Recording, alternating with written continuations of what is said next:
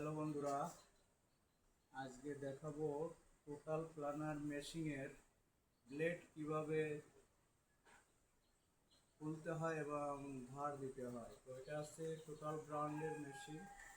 তো চলুন এটা এই ব্লেডটা রিমুভ করব এখান থেকে, এখান থেকে বের করে এটা করব, মানে এটাকে ধার দেওয়া হবে। তো চলুন কিভাবে খোলা হয় দেখুন।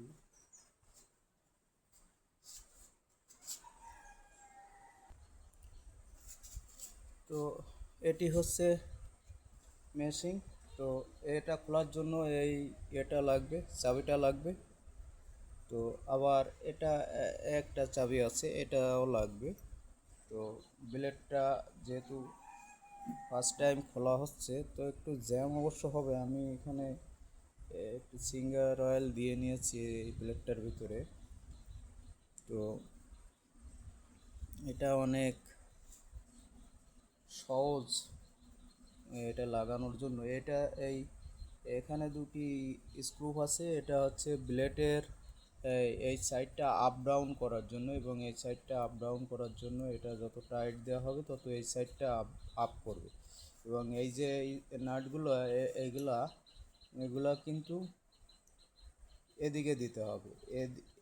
এদিকে দিলে টাইট হবে, এদিকে দিলে, যখন আমরা এদিকে দেব এদিকে প্যাচটা, তখন টাইট হবে।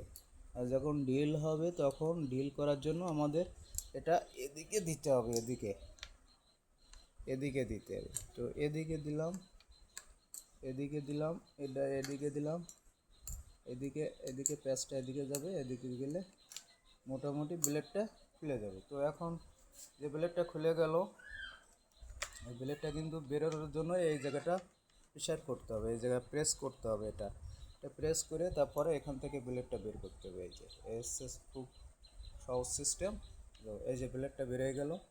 তো ব্লেডটা ধার দেওয়া হবে। এটা জং ধরছে। তো এই একটা ব্লেড করলাম। তো আর এই সাইডে আর একটা, এই সেম কায়দা